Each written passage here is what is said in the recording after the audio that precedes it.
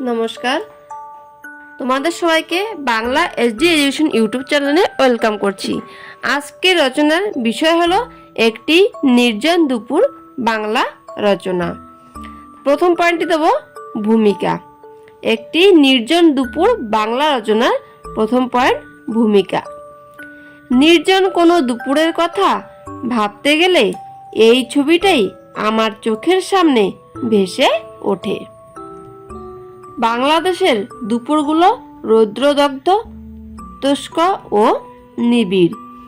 এ সময় সাধারণত আকাশ থাকে মেঘমুক্ত। এ মেঘমুক্ত আকাশ উত্তপ্ত রৌদ্র। দুপুরের অলস ক্লান্ত রৌদ্র যেন তার অলস অবসন্ন দেহখানি এলিয়ে দিয়ে বিশ্রামরত। পরবর্তী পয়েন্ট দেব নির্জন দুপুরের গ্রাম বা প্রাকৃতিক অবস্থা। চৈত্রর কাঠফাটা রোদ, গ্রীষ্মের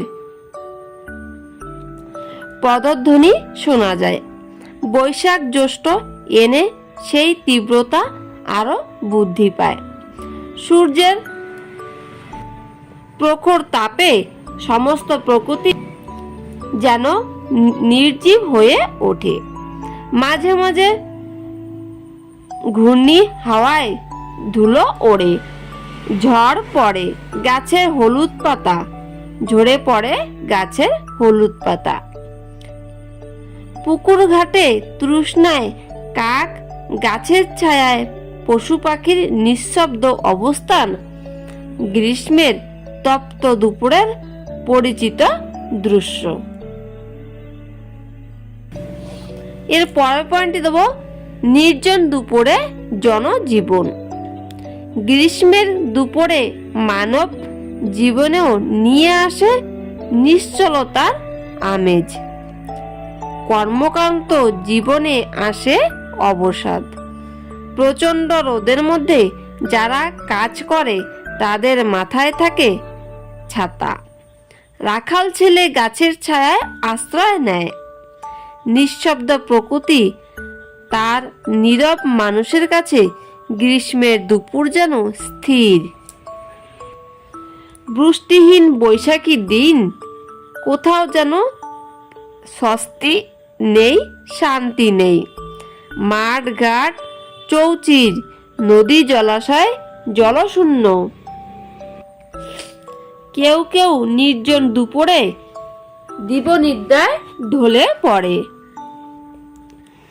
গৃহিণীরা সংসারের কাজের একটু অবসরে বিশ্রাম নেয়। আমবাগান দুষ্টু ছেলেদের আড্ডা বেড়ে যায়। আমবাগানে দুষ্টু ছেলেদের আড্ডা বেড়ে যায়। শেষে পয়েন্ট দেব উপসংহার। নির্জন দুপুরের প্রখর তাপ প্রকৃতি ও জনজীবনের উপর গভীর প্রভাব বিস্তার করে। রহস্যময় প্রকৃতির এ যেন এক গোপন আয়োজন। গ্রীষ্মের তপ্ত আকাশে এক সময় দেখা যায় সজল কাজল মেঘ। মেঘ আসে স্বস্তির বৃষ্টি নিয়ে।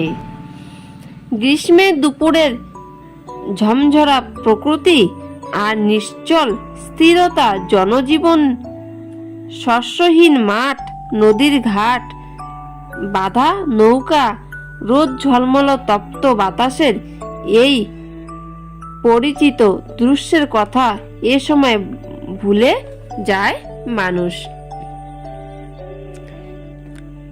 ভিডিওটি যদি ভালো লাগে তো তোমরা একটু লাইক, শেয়ার এবং সাবস্ক্রাইব করে দিও।